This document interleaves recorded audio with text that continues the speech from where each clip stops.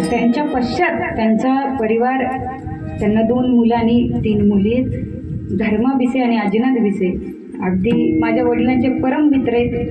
त्यांनी हा सगळा कार्यक्रम नवे त्यांच्या मुलीसुद्धा मौसाबाई असतील, लताताई असतील, ठोकूबाई असतील, जे दुःख माता गेल्याचं जे दुःख त्यांच्या पदरात पडलं, पण त्यांनी त्यांच्या ऋणामधून मुक्त होण्याकरिता दर महिन्याला इथं भजन होत होतं. बरोबर आहे हो. एवढं सगळं कुणाच्याच नशिबात नाही महाराज. आपण गेल्याच्या नंतर लई झालं, 10वा झाला की माणसं विसरतात. एवढं लिहून घ्या बरं, शेवटपर्यंत ध्यानात ठेव. 10वा झाल्यावर आपल्याला सहजासहजी कुणी आठवणी ठेवत नाही. पण जर तेच माळकरी असू द्या, भजनामध्ये असू द्या, कीर्तनामध्ये असू द्या, अगदी दर महिन्याला या ठिकाणी भजन व्हायचं, म्हणजे त्यांच्या पश्चात देवाचं नामस्मरण व्हायचं, याच्यासाठी प्रारब्ध बळकट असावं लागतं. बघा एवढे सगळे इथं जमलेत ना. एकच प्रश्न आहे माझा, कुणाला वाटतं की माझं सुद्धा वर्ष श्राद्ध असंच होईल? सांगता येते का? नाही सांगता येत महाराज. त्याच्यासाठी काय असावं लागतं? आपलं प्रारब्ध बळकट असावं लागतं. हा सगळा काही सोहळा आपण का केला तर त्या जीवाला पुण्याची प्राप्ती व्हावी, नवे पुढची गती योग्य पद्धतीने, याच्याही पलीकडे सांगते देवाच्या चरणावरती जागा मिळावी, याकरिता आपण गायनाचं पुण्य, वादनाचं पुण्य, आपण भजन केलं, त्या भजनाचं सगळं पुण्य, दान धर्माचं पुण्य केवळ माऊलीच्या नावे व्हायचं आहे. विठ्ठल विठ्ठल.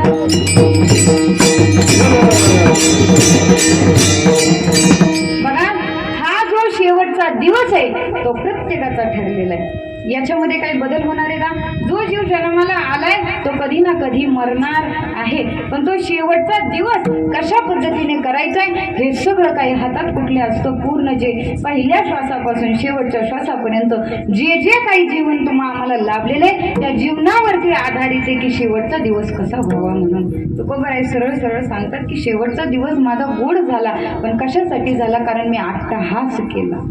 कोणत्या गोष्टीत अट्टहास करावा आणि कोणत्या गोष्टीमध्ये अट्टहास न करता सुद्धा त्या गोष्टी पूर्ण होतात. याच्यामध्ये 2 प्रकार आहेत बघा.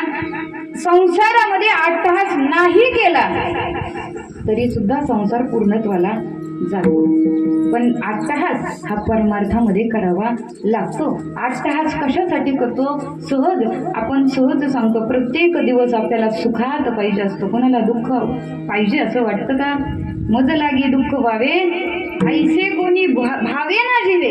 मला दुःख व्हावं असं कुणालाच वाटत नाही, पण कोणत्या प्रकारातलं दुःख व्हावं याच्यामध्ये सुद्धा 4 प्रकारचे दुःख आहेत आम्हाला महाराज. एक चित्ताला दुःख होतं, एक शरीराचं दुःख आहे, एक संसाराचं दुःख आहे आणि एक परमार्थातलं दुःख आहे. या 4ही प्रकारच्या दुःखामध्ये पहिला प्रकार आहे जो आतमध्ये आपल्या दुःख आहे ना, ते सगळ्यात मोठं दुःख आहे. शरीराला जखम झाली तर औषध उपचार केले की शरीराचं दुखणं जातं, पण जर चित्ताला दुखणं झालं आणि एकमेव चित्ताला दुखणं कुठलं असेल तर ती चिंता आहे. चिंता शरीराला होत नाही, चिंता कुठं होते? चित्ताला होते, मनाला होते महाराज. आणि सजीवम दहते चिता, सजीवम दहते चिंता आणि निर्जीवम दहते. गपाट महाराज आहेत, सुंदर, अगदी सगळ्यांचा परिचय आणि सुंदर मंडळी आहेत. अगदी महिन्याला तुम्ही भजन करत होतात, मला वाटतं आपलीच टीम होती की नाही? हो, अगदी सुंदर पद्धतीला. मला कधी वाटलं नव्हतं करमाळ्याचे आपले नंदू महाराज गाडगे माझ्या कीर्तनाला कधी वाजवायचे. सुंदर व्यक्तिमत्व, त्यांच्यासाठी जोरदार टाळ्या वाजवा. सुंदर पेटी वादक आपले वंदरवाडीकर आहेत, सुंदर केकान महाराज, त्यांची गुळसडीला सुद्धा साथ होती की नाही? अगदी छान गायन सुद्धा, वादन सुद्धा महाराज.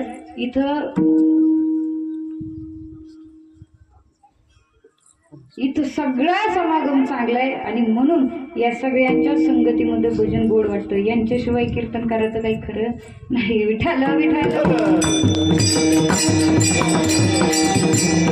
याच्यासाठी केला अट्टहास. तू तुकोबाराय म्हणतात याच्यासाठीच 8 तास केला की माझा शेवटचा दिवस कसा असावा, गोड असावा. त्याकरिता 8 तास केला, कर्म केलं. पण कशा पद्धतीचं करावं बघा. मधमाशी माहिती, मधमाशी, ती मधमाशीच्या ठिकाणी 4-5 इतके गोड गुण आहेत बघा. मधमाशी ओरिजिनल मधमाशी बरं, ती मधमाशी कधीच घाणीवर बसत नाही, ती फक्त फुलावर बसते. कर्म सांगते मी, कुठे बसते? फक्त फुलावर बसते. ती मधमाशी त्या फुलामधला रस ग्रहण करते, पोटाला लागलं तेवढा गोळा करते आणि बाकीचा आपल्या पोळ्यामध्ये नेऊन ठेवते. कुणासाठी? बाकीच्यांसाठी. आणि एकदा का त्या मधमाशीच्या ठिकाणी जर कुणी चुकून तिच्या नादाला लागलं तर ती डंक सुद्धा मारते, पण ती त्यालाच डंक मारते जो तिच्या वाट गेला. आणि एक गोष्ट, एक मधमाशी कधीच एकाच्या मागे लागत नाही. अख्खं पोळ्याच्या पोळ्या एकीचं बळ आहे त्यांच्याकडे. मधमाशी एकटी राहते का? नाही, मधमाशी पोळ्यामध्ये राहते आणि सगळ्यांचा विचार करते बघा.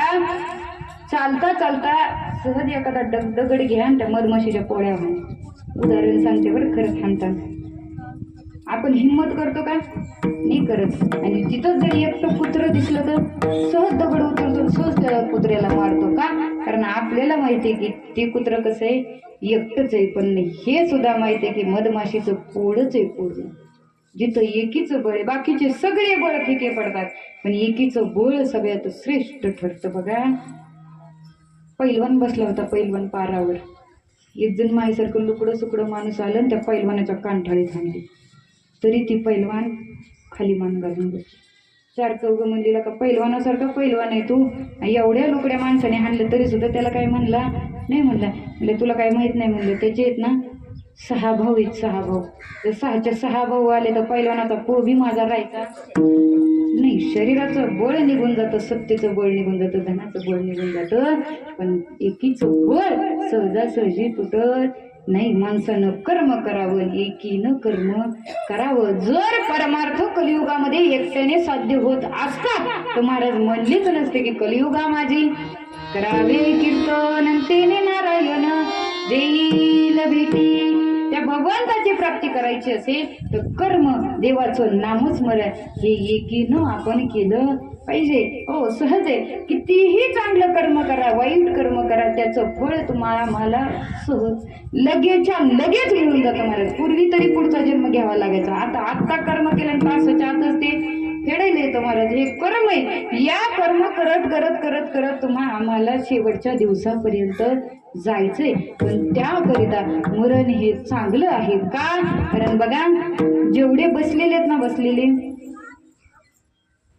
तुम्हाला एक प्रश्न आहे, तुम्हाला कधी बरं वाटेल? म्हणा कीर्तन संपले, तुम्हाला कधी बरं वाटेल? विसावा मिळन, विश्रांती मिळन.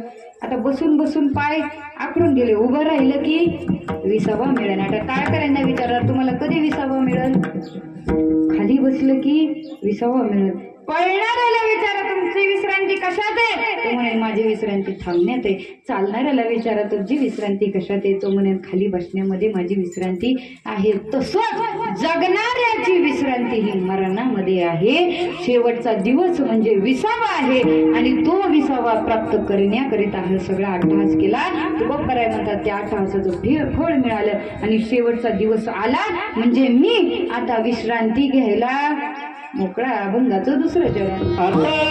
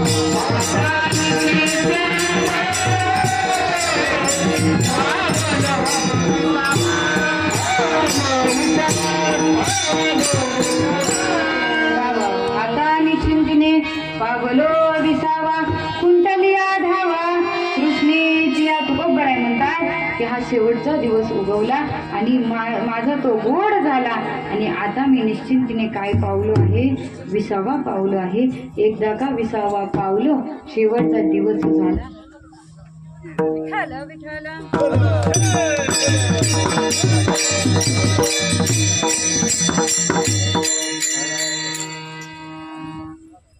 तो भगवान परमात्मा एकदा का तुम्ही आम्ही शेवटच्या वेळेला गेलो तो भगवान परमात्मा तुमच्या आमच्या जोपर्यंत हृदयामध्ये होता तोपर्यंत तुमचं आमचं श्वास सुरू होते एकदा का श्वास संपले हातला राम गेला की लगेचच्या लगेच हा जीव सुद्धा निघून जातो आणि तो जर सुखाचा दिवस करावा असं वाटत असेल तर देवाचं नामस्मरण असावं विठोबा रखुमाई